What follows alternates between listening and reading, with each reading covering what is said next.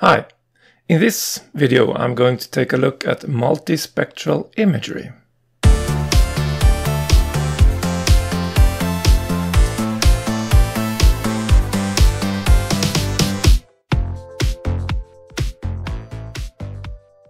So, multispectral imagery is mostly satellite imagery, but there are even UAVs or drones that can have multispectral cameras, and they are really useful for agriculture, for instance. And we are going to look at one example of that a bit later. But first of all, we are going to take a look at what are this multispectral imagery and how can we use it in QGIS. There are more advanced plugins that are specialized on using multispectral imagery, but they do have a pretty steep learning curve. But if you are a professional or want to use multispectral imagery professionally, I really suggest you take a look at those plugins. And I will show you one example in just a little bit. So first of all, let's see if I have the right document selected. Multispectral. Well, what it is that you don't just limit yourself to the red, green and blue color channels or light wavelengths. So you have rasters with bands for separate light wavelengths. And they are, as I said, not just in the red, green and blue spectrum. So you can, for instance, have ultraviolet, infrared, and a multitude of frequencies or wavelengths. And you can combine these in a way that gives you a true color image. And we will do that in just a little bit. But you can also use them to calculate more scientifically for different types of results. So let's see. I'm going to use copernicus data from the Sentinel satellites, but you could use Landsat imagery or any multispectral imagery that you have access to. The Copernicus portal here is free to use. But you need to register for an account to download. But there are multiple sources online, and I'm sure you can find a suitable one that suits your needs. So for this, I have just selected an area in southern France for no reason at all. Then I was a bit curious, and it gave me access to images that are reasonably cloud-free and current. So I'm recording this on the 24th of May, and the images I'm going to use is taken yesterday.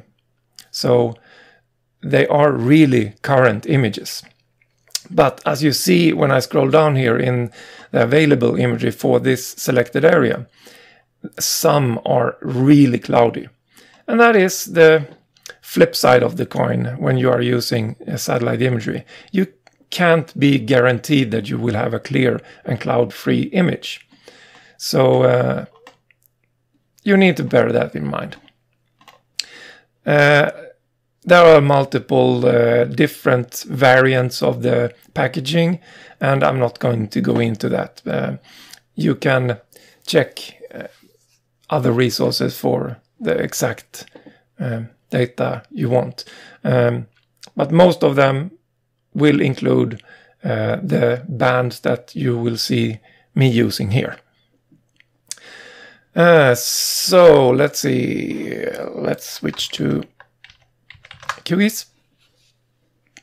I've the downloaded file is a zip file, and I've extracted that to a folder.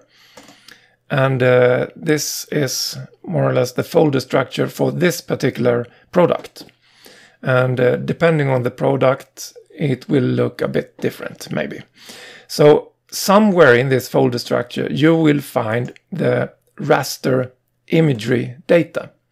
And in this case, it is sorted into the pixel size for Copernicus or Sentinel data.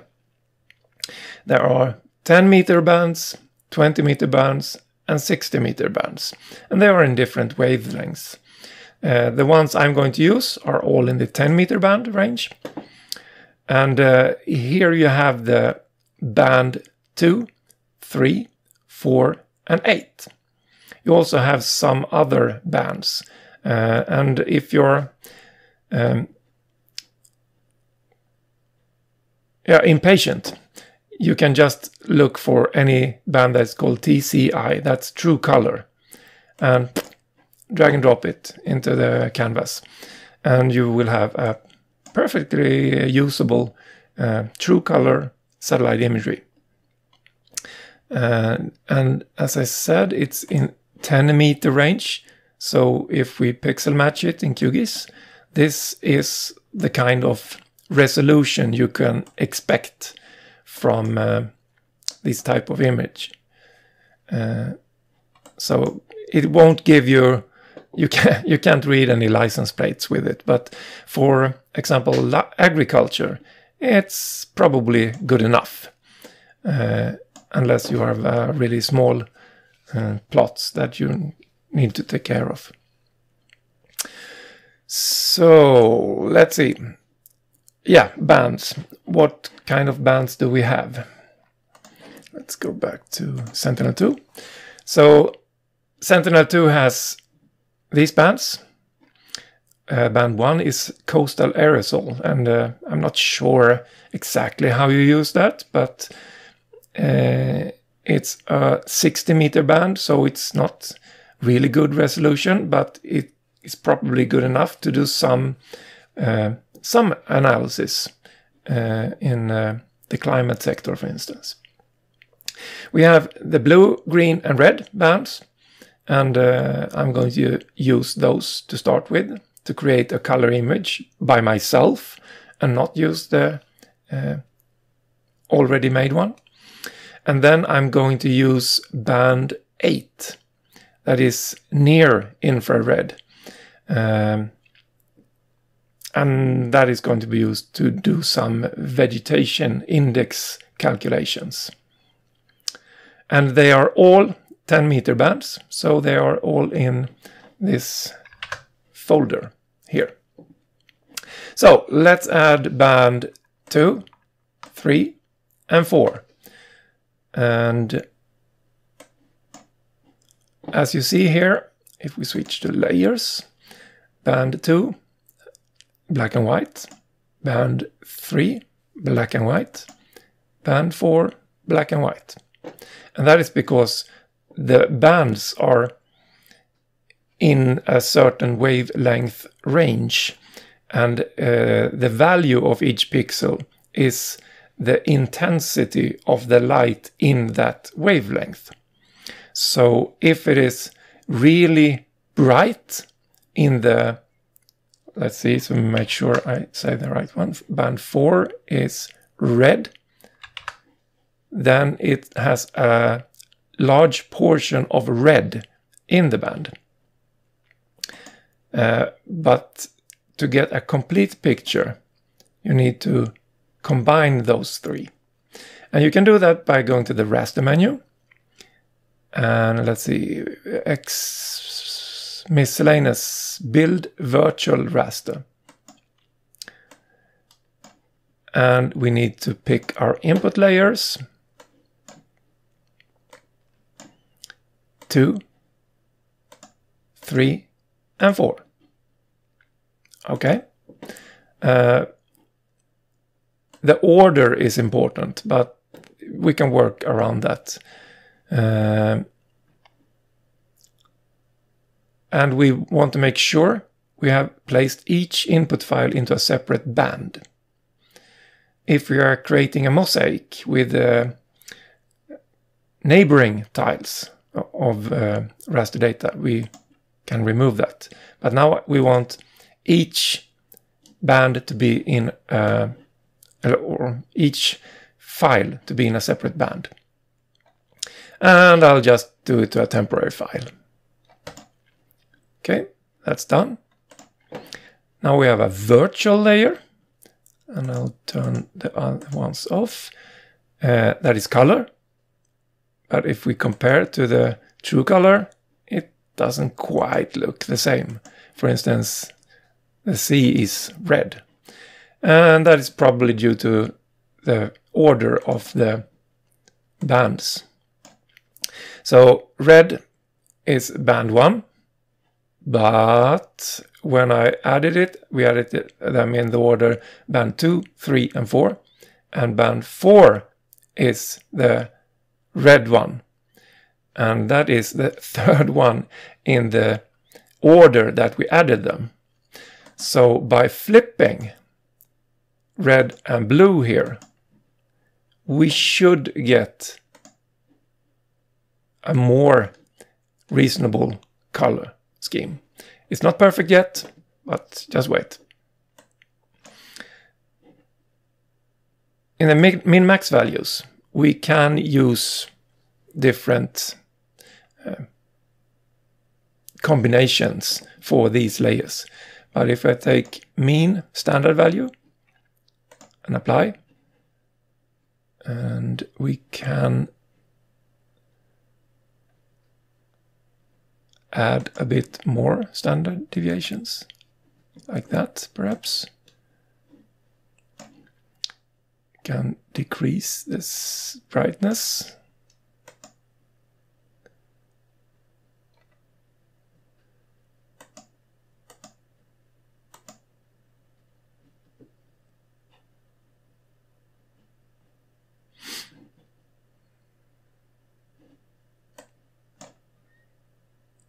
Let's try. Okay, it's still calculating. These files tend to be really big, so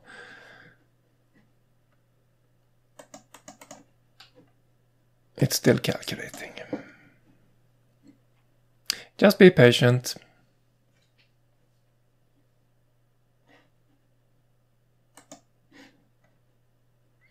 I'm not patient.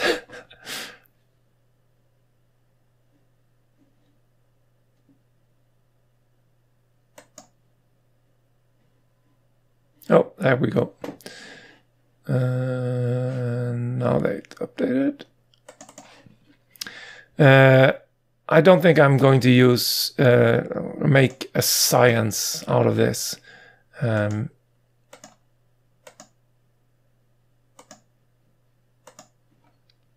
But you can do a lot of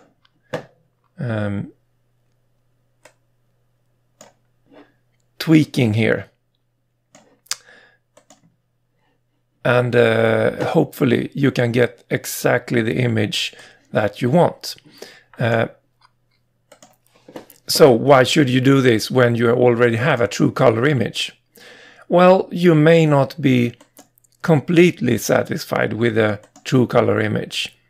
That is why this is really useful. To be able to create your own true color image.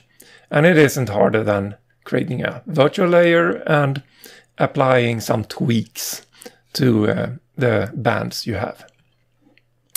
And if you want to save this, you can always export it as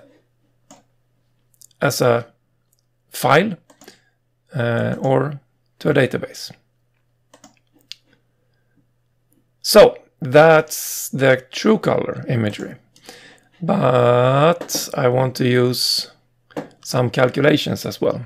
And the thing I'm going to take a look at is something called NDVI, or Normalized Difference Vegetation Index.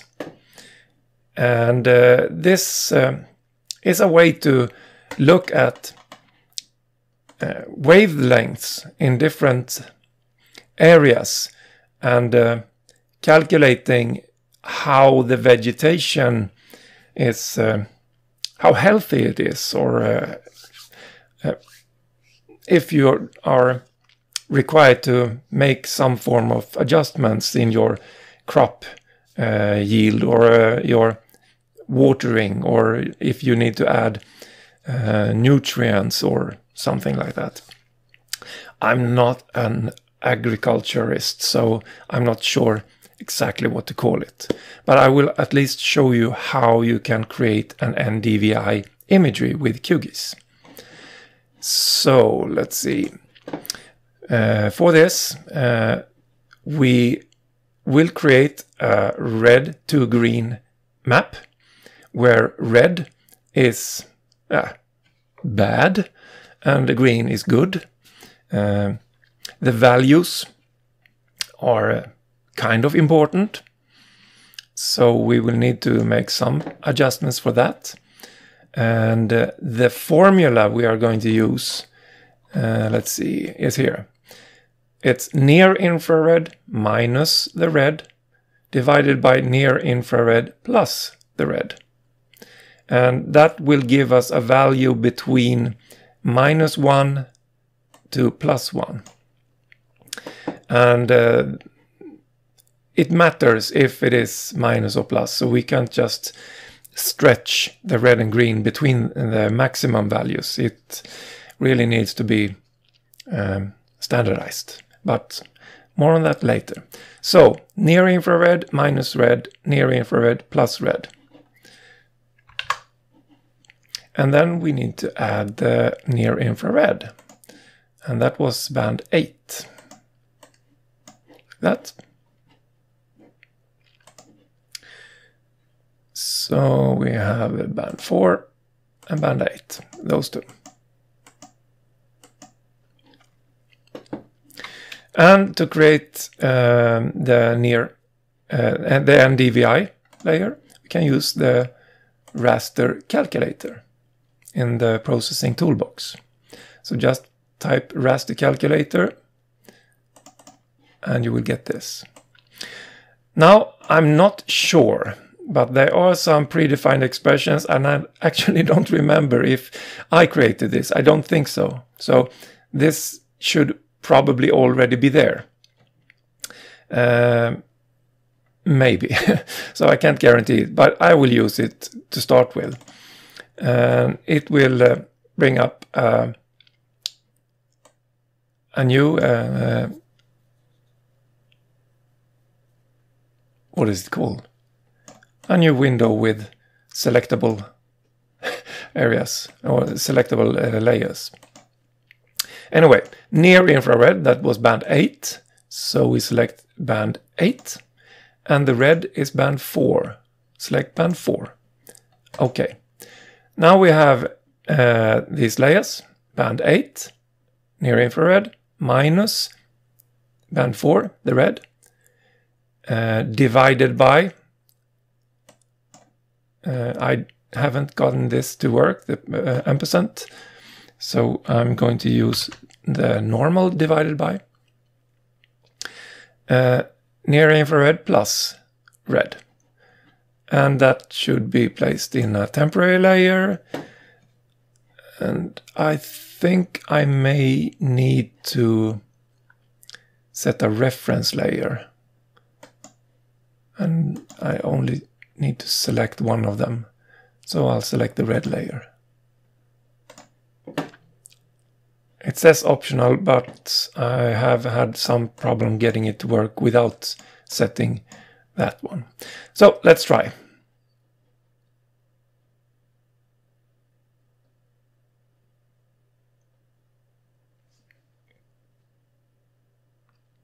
There we go, done. So now we have an output layer that stretches from minus 0.6 to almost 1. And now we need to do something about this. It's a single band. It's portrayed as gray, and I want it in pseudo color.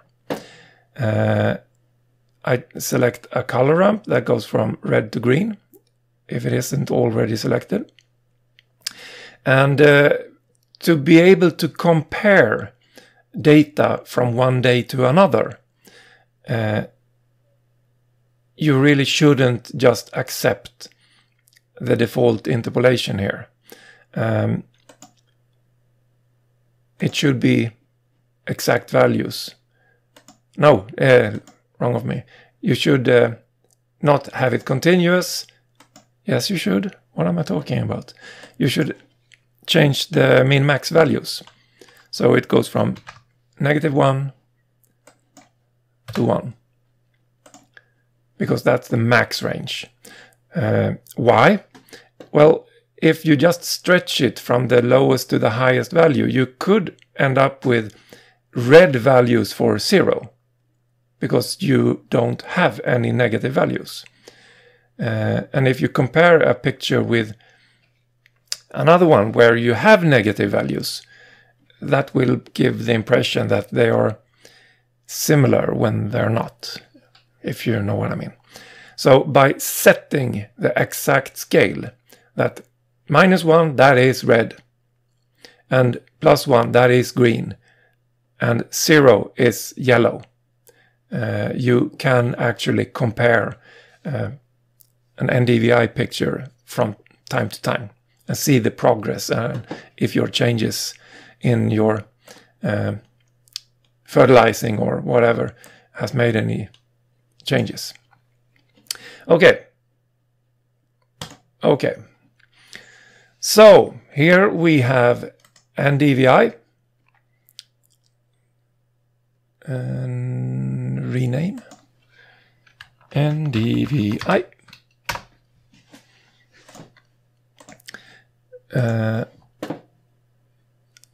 We see some red areas and some green areas. And the red areas is supposed to be, call it bad, and the green areas is good. You need to consider that these calculations is made for vegetation index. So when you have an area that is without vegetation, it gives you completely useless results.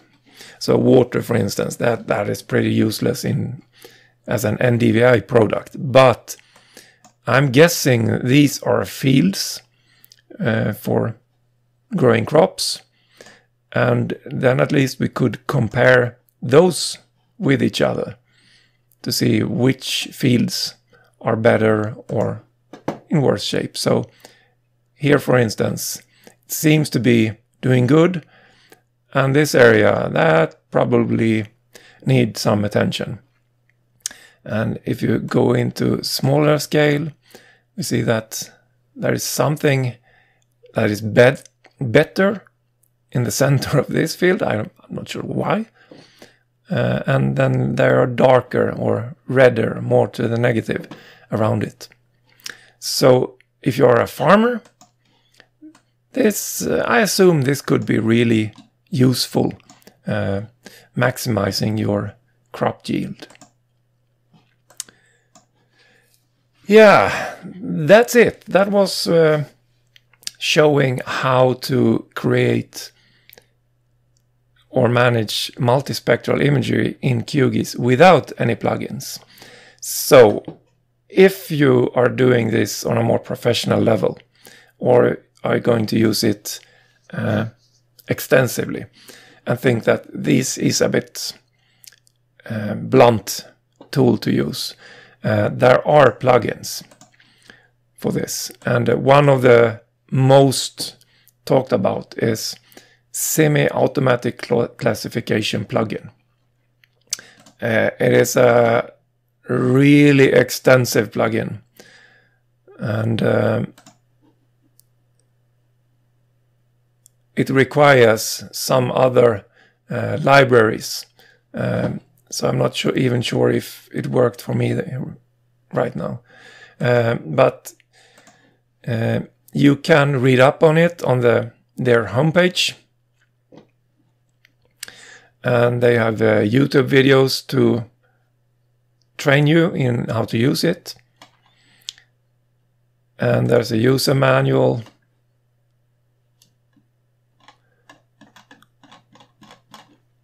etc.